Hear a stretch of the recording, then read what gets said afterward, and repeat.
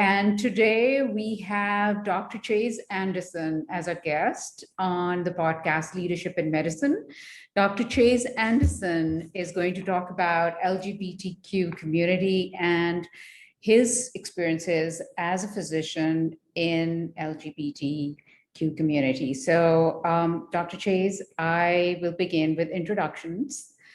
You graduated from MIT with an undergraduate in biochemistry. Is that correct? Undergraduate in chemistry, and then graduate school was bioengineering. So right. Can you tell us a little bit more about your about your life path, and how did you become interested in chemistry, and then why did you choose psychiatry later on? Yeah, that's an excellent question, because whenever I had to interview in med school and later on, people thought it was weird that I had switched so drastically. I became interested in chemistry since a very young age, actually. I was that kid who I built train sets that would go across our whole basement, and I had 8 trains running. So I was always about the minutia of how things run, and how do things interlock with each other, and how do you build reactions. And then in high school, AP chemistry was one of my favorite courses. I really was that little gay nerd who loved everything and loved to just learning, but chemistry always was a beautiful thing to me, of how you can bring together different parts to make something new. And then I went to med school, I went to college first. And then I didn't know if I wanted to do med school yet, so I decided to do a master's. And in my department, you couldn't be in chemistry and then go to graduate school in chemistry. They just didn't allow it. So I was like, oh, I'll do bioengineering and stay with my same lab. So I just moved fields. And I really loved bioengineering too, because it's also about building things and creating new things. I think creating stuff is what I love doing. And then it was 3 a.m. and I was doing an experiment, and I hadn't seen my friends in a couple of days, and I was like, oh, I need to not do lab. So I need to interact with people. So decided to go to med school. And then in med school, med school was rough for me. I'm more than open to sharing more about that, but I've written about it extensively. But being Black and gay in med school was a lot. And we actually had 2 classmates pass away in my second year, and I was class president, so helping our class through that, Right. and just sitting with people was a big thing. And I realized what I had loved about MIT wasn't just the work in the knowledge that you gain, but I really loved the friendships where we would sit with each other when we first met until dawn, sharing our stories. And I was like, oh, you've been doing this your whole life, and this is what you love. And at MIT, I got to see people change and grow, and I changed and grew from understanding the context in which a person's life gets them to where they are, and how they want to, everybody has dreams, and I wanted to foster those dreams. So then I went into my first rotation for 3rd year, and it was psychiatry, and I got to see my resident create space for somebody to open up and share some pretty personal details. And I was like, oh, that's what I've been doing. So why not go into the field that I'm already ready for? And then I was always going to do child. I had planned to be a pediatric oncologist, but then I realized that they weren't talking to the kids as much sometimes. And so I was like, pediatric psychiatry, I get to just sit with kids and talk and laugh and be myself. So that's a little bit about my journey. I'm more than open to sharing more as well. Oh, wow, that's amazing. And this is exactly what I wanted to hear from you. So can you talk about your, how and when did you come out with your parents, with your friends? How was that experience? Did that change, how you thought and felt about, yourself? And how did your family react? How did your friends react? Yeah. What was the process? So coming out for me, At home, so I came out in 5th grade, so I like knew pretty early, and I even knew a couple years earlier, like I had started having dreams about guys, and I was that precocious little kid who like was reading a lot and like knew a lot of things. And my parents were very like, I live in a very sciencey family. My dad is a pediatric anesthesiologist, Mhm. and my mom did like lab work, and my sister like did human evolutionary biology in college, like very sciencey. So I was always that kid who liked to read and understand myself and other people. And when I came out in 5th grade, it was there were struggles at home with my dad a little bit. What I came to realize as I got older was he was very scared because I was growing up during the end of the AIDS crisis, and I was Black and gay, and Mhm. like it's a lot of fear that came out of that. He and I have a wonderful relationship. It took like some time and some conversations, but he's one of my biggest supporters. And he actually, what was really cute was when he came to MIT, kids were coming up to him, like my friends, and saying, "Thank you for your son being out and like being here." And like, we just love him so much. And my dad, I think, really got that like me being out helped a lot of other people. Mhm. Um, and my mom was always super supportive and like awesome. And my sister was also super supportive. um, I went back in the closet at home for a little bit because of some of those interactions, though, and then came out again officially at home junior year. Like you could always tell, but like I just didn't say it. And then in school, when I was in 6th grade, it was fine at the beginning, and I was in California, Southern California, and all my friends were great. Then I moved to a private Catholic school in Seattle, Oh, and wow. that was it was a choice. Looking back, I would never like I unless things have changed, I wouldn't send my kid who was LGBT to a private Catholic school that was mainly white. So it was I had to learn very quickly how to socially maneuver myself to protect Mhm. myself. There was actually a lot of bullying that happened through 7th and 8th grade and then high school as well. But that's why I also love MIT was even though sometimes there were a couple issues that happened, Mhm. I got to spread my wings and people were like, you being Black and gay are some of the most beautiful aspects of you. And like, they make you who you are. They make you this person who like wants to change the world, and we will work together to like celebrate that and celebrate you. And so I got to celebrate my friends too, and there are like different various aspects of identity. So Right, absolutely. Wow. So one of the things I want to focus more on is obviously your experiences, and let's just put it out there that we're not trying to blame an institution, or we're not naming names. We're not. This is not about blaming, nope. or it's just about sharing our experiences and making sure that other people who go through a similar experience have a better experience than a lot of other people. So can you tell us about what do you think that your earlier experiences that were not so pleasant, they kind of paved the way for your future as a psychiatrist? Do you think that you've become a more empathetic person? Yes. First, I also want to bring up, I completely agree with you. For me, it's never about blaming any place. It's never about blaming people. It's very much more of like, if this happened to me, what is happening to other people who are similar in aspects of identity? Because if it happened to me, it happened to other people. And I think you're very right that my early experiences paved the way to becoming a psychiatrist, and MIT actually paved the way in so many different ways, not only for saving my life. I talk about my own mental health, but I had depression and suicidal ideation for a long time. I don't anymore because I'm in a safe space. But those experiences at MIT also paved the way for like, it is right to speak up. Mhm. And it's right to be your authentic self, even Right. though it's like sometimes hard. I think it did make me more empathetic, or empathic. Because I remember when I was growing up and in high school, because of the bullying I was experiencing, I was very cold in some ways and calculating. And like, I was that person who was like top of our class in a lot of ways. And I always had something to prove. Mhm. Uh, MIT helped me relax that in a lot of ways too, and just be more thoughtful about how everybody else is going through things.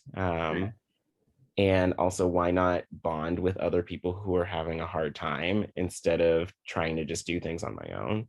And I've seen that play out so beautifully. And that's what I try to do with patients is like, they are all going through things.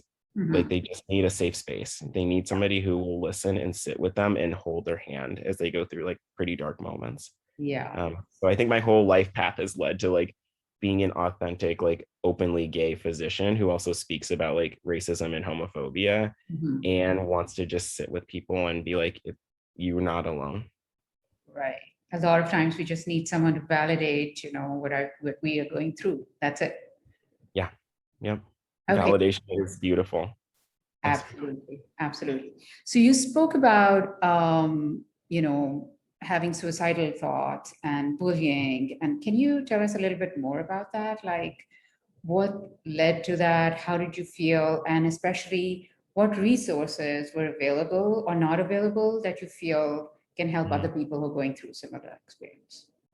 Yeah. So when things didn't go well in seventh grade, I started having these thoughts and I couldn't figure out what was going on, but I was like, I don't want to be alive. Then it got worse, actually. I won't say like how it got worse, but I actually like had things where I had two suicide attempts that nobody really knew about until when did I start talking about it? Until the end of med school. And I woke up the next day and was fine. And I think I just didn't know when I was younger what was going on inside my head. Because like Yeah. it was no longer just about school. It was no longer just about socially navigating, like being gay and Black. It became like, how do I survive? Because there's Mm. something going on in my head and I know it's not good, but I don't know what it is. And I don't know who to ask for help because I feel so isolated. Right. My sister helped save my life in a lot of ways back then. She and I would actually like, because we were both having experiences being Black in Seattle, would go into each other's rooms at night and actually talk about how our days were. So I think we were actually therapizing each other like back in the day. But she saved my life in a lot of ways and helped get me through a lot of things. And I, in turn, like was that safe space for her. So I think back in the day, I wish people had created the space that I'm trying to create and others are trying to create where kids can talk about this more openly from the get-go because like I didn't have the verbiage. I didn't know what depression was. I just was having these thoughts. And I had to navigate on my own. But if somebody asked you like, hey, sometimes people have these thoughts that are pretty bad where they want to hurt themselves because of like bullying they're experiencing or like troubling times that they're experiencing, does that ever happen to you? That would have opened up like then I could have gone to therapy, I could have done other things. And so I think asking those questions is something that we really need to start doing more of like, how do you actually feel and what's going on inside your head? That starts when we're young. The other thing is, I think teachers, I think, are doing this more now in schools, but talking about depression and anxiety and stuff more openly in school. Because, like, yes, we'll learn math, we'll learn science, we'll learn like literature. Who are we going to be as people? And how do we support each other during that time? Um, yeah, those are a couple other things. In any other questions on that front? No, I just a little bit more about, did you have similar experiences in your workplace? And I know that a lot of LGBTQ physicians do feel that they're somehow treated differently at the workplace. Have you had similar experiences, or would you like to talk about some things, your friends may have shared or other physicians? Yeah, that's an excellent question too. I think yes, I have been treated differently. So part of my expression of myself is like the way my voice inflects or like how I show up in a room. It's just like Mhm. it's a natural part of who I am. Mhm. And I think one of the most damaging things was MIT taught me that like being different was great and being different was beautiful and like we were all different. I went to med school and it very much tries to just mold you into like what they think a physician looks like. And I would get comments like this was one time from a supervisor after I was being bullied during my first year by classmates and like I had issues with deans and things like that. things got better because I like worked really hard to make them better. But the second year, I remember he was like, "Oh, I'm glad you're so much tougher this year," instead of saying, "Wow, these people have done some really horrible things. How do I support you through this?" There were things about like me not wearing a tie, and nobody asked me why I didn't wear ties. Part of it is like my expression of self, but Yeah. also I don't wear ties because when I wear them, I'm already anxious at baseline. It feels like I'm choking. Right. And the other things were like doing I have an earring, and people made comments about that. And the thing was, patients never cared. Patients are Right. there to like get care and be treated like a person. It was always faculty or staff who said things. I also have to think about how I inflect my voice to not seem threatening. People have a lot of stereotypes about what gay people present as, and if you stand up to those stereotypes, it makes people like balk very quickly. I've Yeah. never You seen feel that threatened, happen so right? quickly in person. Oh, sorry, go ahead. Yeah. Sorry to interrupt you. I said it feels, people feel threatened at times if you're like, Yes. you're simply defending yourself. I mean, you're just, being yourself. Hmm. But it Yeah. makes people feel threatened somehow. Yes. One of my friends said that when I show up in a room, it causes people to like have this internal discombobulation because I'm showing up as like a confident gay black male. And Yeah. that's usually something they haven't seen. And then they have all these biases that come out and then they project them onto me. Um, that hasn't happened at my current program at UCSF. I'm like, I really love being here. I've never been called unprofessional. I have never had an issue with like somebody being like with staff members being bullying or anything like that. And because of that, that's actually allowed me to do all the writing I've done and reach out on Twitter. Mhm. I didn't have the time to do that in med Right. school and residency because I Yeah. was so often trying to calculate how do I get through my day as a Black gay person. Yeah. Absolutely. But it's, I mean, I think you're changing the world by I read your Twitter feeds and it's so interesting and so amazing. And it's really, I'm sure a lot of people can, they resonate with what you're, speaking about because there are lots of people out there. I know a lot of my gay friends who had a lot of untoward experiences. Also, the trans physicians, Mhm. they get bullied a lot, they get stereotyped and, there are lots of biases. So can you talk a little bit more about the stereotypes and biases that you feel exist in the medical community regarding the LGBTQ physicians, and how can we change that? Yeah. I think one of the things is that people assume gay people don't stand up for themselves or like we're kind of flighty or not as smart in some ways. And that happens with like minoritized people in general in medicine. People assume we're not as smart. And the other thing is that, oh, we're going to, some people even still have the thought we're going to turn people gay or we're going to like make people gay by like just being there. And I'm like, if What? I'm not Okay, I have straight to after stop you all, here. What do you yeah, mean? go ahead. Yeah, it's still a thing. Like people have Like those people think bias. you can make people gay by like Yep. After going through med by being school in the and same genetics. environment? Yep. Yeah, I guess I Is like projected contagious. there. Yeah, it's a gay contagion apparently. And Oh my God. so there's that kind of stuff that we just have to go up against every day. And I think some of the other biases are that we just, I remember I had a classmate who asked if I got into med school because they had a certain amount of spots reserved for gay people. Oh my And God. yeah, and I Seriously? sat there. Yeah, and I was like, no, I have 2 degrees from MIT and like did a lot of extracurriculars. But in that moment, I remember I didn't know what to say. Now I do because I've had so much practice. Yeah. But at that time, like it made me feel ashamed, like I didn't deserve my spot.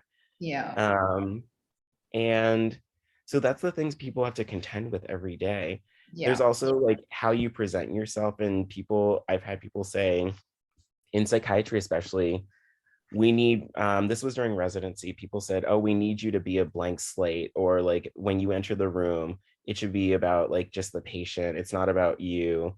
And I was like, yeah, you're right, it's not about me. However, you have the luxury of showing up as a white person in the room. I have to show up as a Black gay person, navigate that with my attendings, navigate that with staff members, navigate that with the patient if it comes up. And it probably won't, because the patient is not as biased as you and is here to get care. But I had to have several conversations about that and point out that even when somebody white shows up in the room, if they're wearing glasses, that tips off somebody to like think a certain way. They're wearing a wedding ring. Like, nobody enters the room as a blank slate. So Yeah, teach us how to deal with when somebody does say something instead. right. Um, I think what could change is there's a lot of this thing, like I call it lip service, where people say, oh, we'll make things better, or we're really listening, but nothing changes at certain places. So how do you actually sit with that moment of like somebody opening up about their struggles about being a LGBT physician, and how do you make changes after? Because you can say you have policies, you can say you are thinking about changing things, but until you do, the people who are suffering are the ones who are LGBTQ plus, who have already been through enough. Um, I think something else that would help is building safe spaces for those LGBTQ plus physicians to actually interact with each other and find each other. That's Mhm. why I do that stuff on Twitter of Yeah, yeah, like the roll calls, because yeah. it was started by somebody else, and then like it kind of faded for a little bit. And then when I was under a pseudonym because I was scared of my previous university, on Twitter, I started doing that more often because I saw how alone some people felt. And Mhm. so I was like, maybe we can build a better community. So I think building community is something that's really important for gay people in Right. general. And I'm sure just talking about it, that was my whole idea, to just like get the word out and like talk about it, and Yes. create these safe spaces where people can talk about the challenges they had and make it easier for others. Yes. Yeah, I think there's this thing that also happens in medicine, it happens in the world too, but it's called the legacy of abuse, where Mhm. people went through bad times during their training. So then they like internalize that. Then when they have power, they start to do that to other Yeah, people. And so I think what we're trying to do as a generation right now is like break that cycle a little bit. And you're absolutely. right, it comes from talking about it. It comes from just like saying, no, this is not appropriate. Yeah, Like, let's do better. creating awareness around that subject. Yes. Yeah. And I remember one of your tweets you mentioned, and I found it like, do we really need to say that? That homophobia is not like, being gay is not about being a pedophile. And Mhm. I was horrified. Like, do people actually think like that? Yes. Yeah. If you go on the news and like any conservative like area, they've moved more away from it because now they're attacking transgender people more. However, it still comes up where they say that gays are pedophiles, and they don't, it's just, it still comes up. And I always think about, if that's being said so openly, Yeah, what kind of biases are physicians also coming in with around gay people too? that is so true. I love your hair, by the way. And Thank I you. do. I love your hair. Is there a story behind this too? Yes. Okay, please share. So when I was leaving med school, I had always had kept my hair pretty short. This was part of like the internalized racism that I had had of like, I didn't like Mhm. when my hair would grow out and it Yeah. would be curly. And I was like, it's really time to just like, and also did soccer and track. So I was like, I need to be aerodynamic. But I realized I just wanted to like be myself more, especially as I entered residency. And so I grew my hair out and went to a salon and we did like blonde highlights. Oh, And so wow. since then, I've never gone back, because even though in residency people said things sometimes, patients loved it. It helps them open up, and they're like, this will be a psychiatrist I can share like my suicidality with, and he's not going to judge me for anything, because like he's showing up and just like doesn't wear a tie. He like, I've had attending say that patients open up faster than like usual with me. And Right. I think that's because like the hair and like other things, like I don't come across as somebody who's going to judge you, because like I'm not here to judge. I'm here to just sit with you and let you figure out how to help you be your best self. And so the current hair color, so in case people, because Right. people can't see it, I think is pink on one side and then purple on the other side. And Yeah. the salon I went to, we did that because Cruella was coming out. And so we thought, like, why don't we do a gay Cruella? And so that's how Right. that came out of it. Oh, wow, that's like excellent. And I know that you always talk about like unicorns and like, Mhm. so I Yes, know that that's a part of the whole, yeah, that's that's the whole image. Yeah. yeah, the whole Yep. image. Right. Um, that's amazing. The last question, do you feel judged or do you feel that when you put yourself out there on social media, do you feel at times that people may have a negative perception of you somehow? Do Mm, you feel scared sharing certain aspects of your life? I know you, I yeah. know I've seen your parties and I get a serious case of FOMO just looking at that. You guys have the most fabulous parties.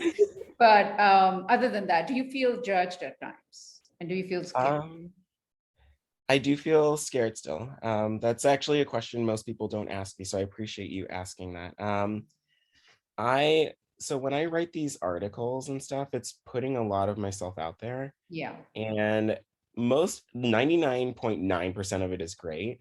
I've had people like say the N word to me online and like write me personal messages about like how I advocate and things like that. And also, I've had people find my like website that I have and then like say that they were going to like tell UCSF I was like a horrible person and had like done horrible things. And I was like, I actually had to talk to my program director once just to like, Wow. she like nothing had come down the pipeline, but because somebody sent that email, I talked to her and I was like, there's this email, and she was like, oh, that person seems so unhinged. And like, but it was scary for me as a person Yeah. Yeah. because there's somebody sitting there and I don't know what they could do.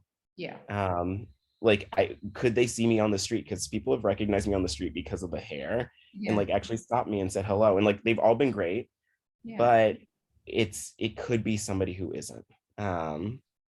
And so she actually it was interesting because she's like, I realized that you put these articles out there and you do this stuff, but I think it was the first time she saw how dangerous sometimes it can be to be that open. Like Yeah. getting called the N word, I've gotten called that so many times, like in my daily life. To have somebody do it online means they sat there and took the time to do that and like say things about gay people. Or so I do get scared sometimes because of like how vitriolic people can be. Mhm. However, that's only like a sliver. And I actually enact very appropriate barriers very quickly. Like I block people or I report them very quickly. Okay. Um, so I know what to do, but like then I also think about this is happening to other like LGBT people who are putting themselves out there, and that's scary. That there is that much hate when just people are just trying to live. But I think overall, social media has been a leveling platform for me and for a lot of minoritized physicians, Right. because we were getting shut out so often in our own universities previously, and Mhm. also because we were getting shut out of like sending in articles to places because we're talking about race and like Yeah. diversity. It's too much. Yeah. So Twitter gave us a way to have a voice. So I have loved Twitter. Sometimes I take breaks because I'm just like, this is a lot. Yeah. But I think it has been a uniting force in a way that I didn't expect.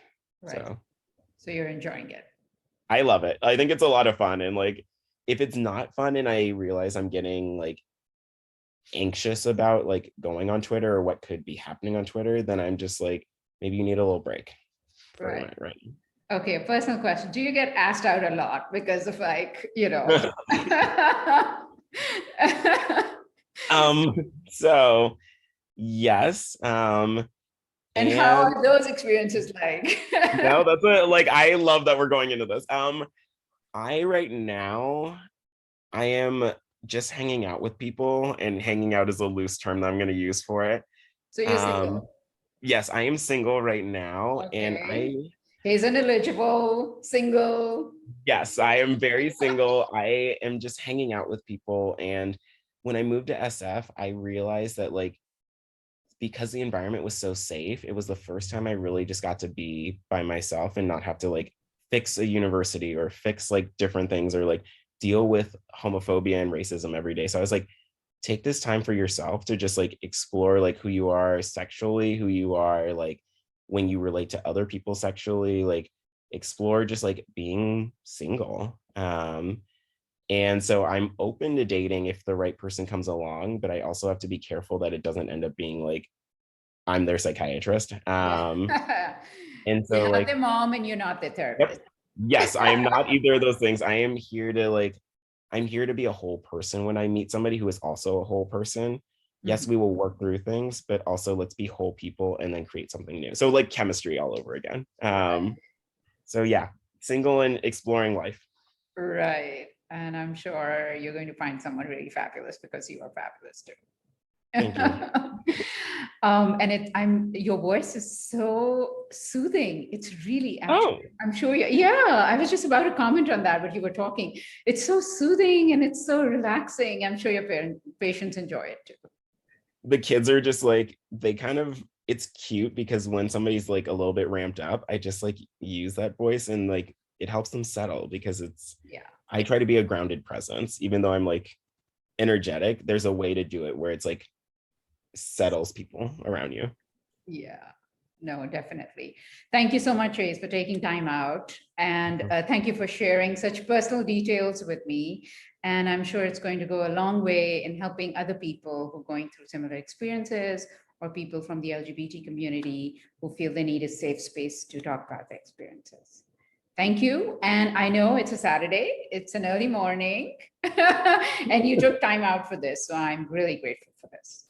I'm grateful to be here and thank you for providing a platform for these kind of No, voices. definitely. We'll continue to have these conversations. The whole idea is to get the word out and, talk to as many people as we can and create these kind of changes that are necessary moving forward. Agreed.